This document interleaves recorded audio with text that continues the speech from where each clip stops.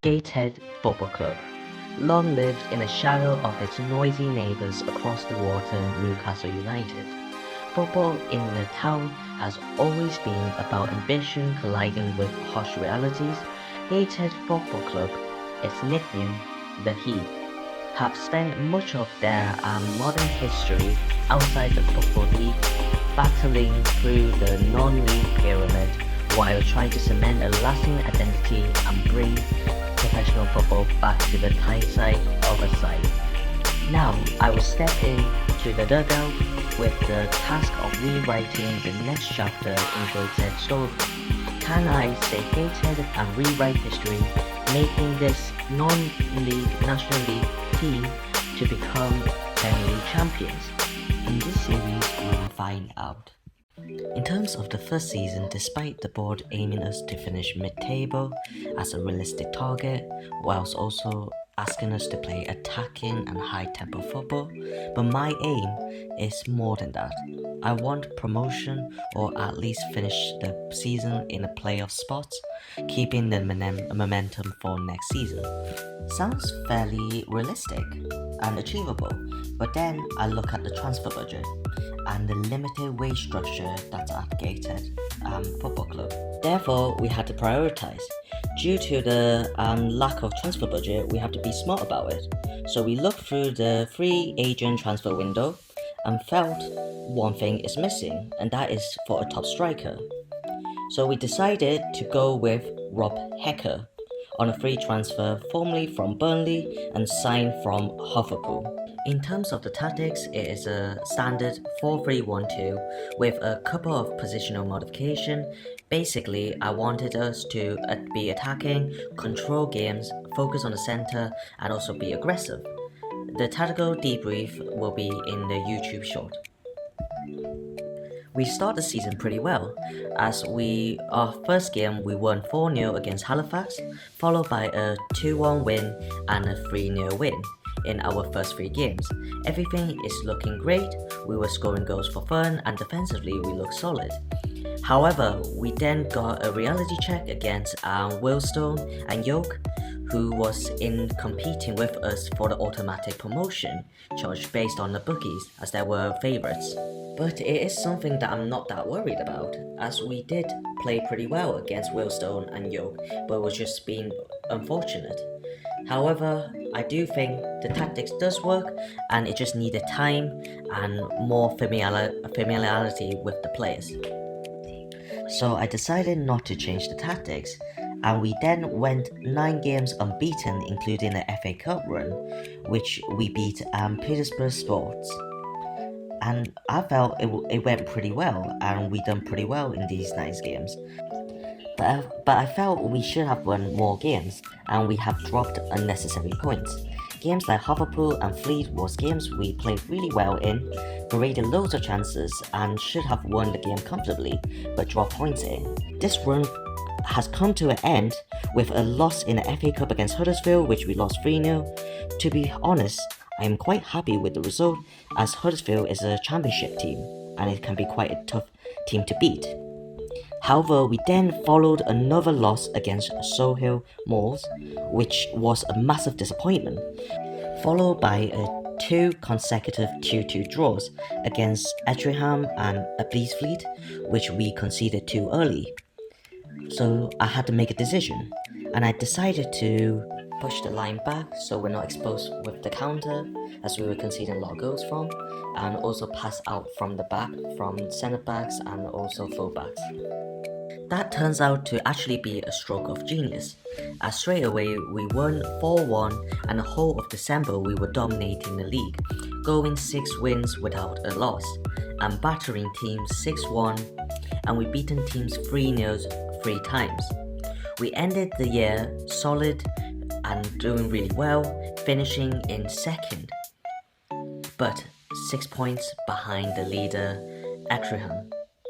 But also, between 6th to the 2nd place, there is only a 6-point difference between us. We can't afford to lose games henceforth. This second half of the season, we really need to step up the gas and maintain this momentum.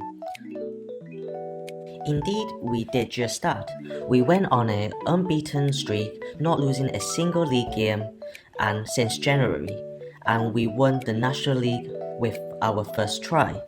Malcolm and Rob Hecker was on fire and ended the season with 52 goal contribution between them two players.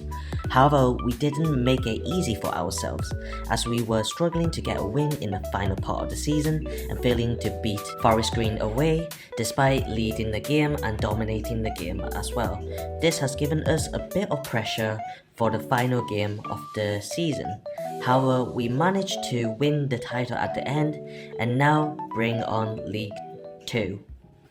Moving into the second season, we witnessed a rampage of departure, with 13 players left on a free and departing of stars such as Warman, Ollie and also Hansrup, all left on a free as I was unable to renew their contract as they were asking for a lot of salary which we couldn't afford at Gateshead.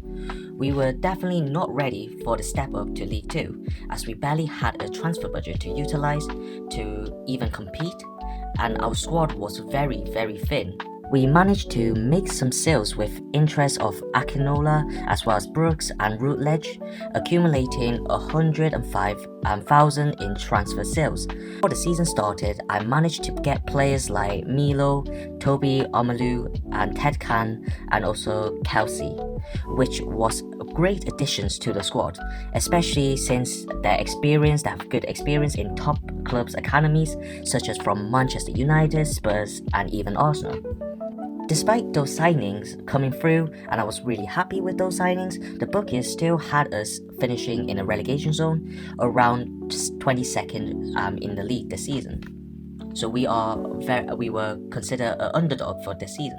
To be fair, I wasn't surprised as we lacked the squad there to compete in League 2 as it can be quite competitive with the number of games.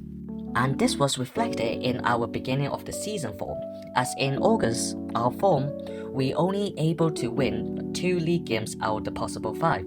We were sitting at 9th and honestly not too bad for a first season, but it felt like despite we are scoring some goals, but we weren't winning games comfortably and we were quite struggling, and it was 5 margins that we were winning by, which is not sustainable.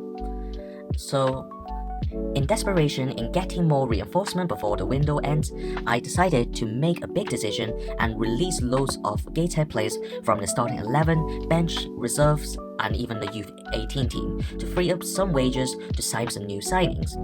And players like Rob Hecker, Grierson was kept but weren't given new contracts as we were unable to match their demand, so we decided to just keep them as a free agent but they can still play for us.